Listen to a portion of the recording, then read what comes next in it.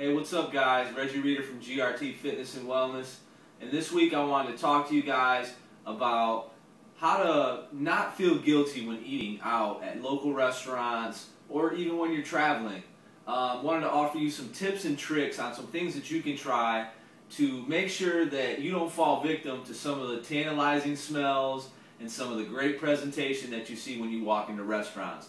So some of the things that I always try to do are to first be prepared. Whenever I know that I'm going to be going out or going to a restaurant, I try to check out the menu first, go to the website. Most restaurants nowadays, they have all their food, all their nutritional information on their website. You can go there, you can look at all the different menu items and see exactly what they have as far as calories, fat, sodium, and some of these other things that will give you a good sense of what they're actually putting in their food.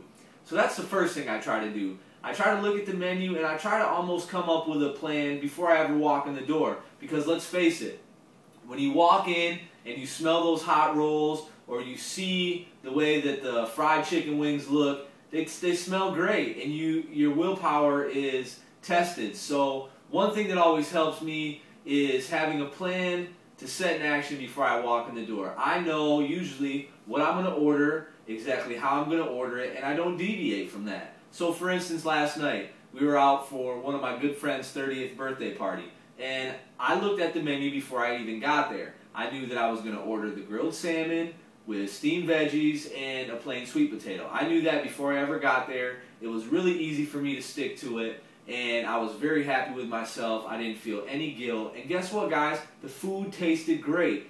The next best thing is to always try to cut your portions in half. One thing that we all know and we all see nowadays is that portion size are just disgusting. When we go to restaurants, they give us way too much food.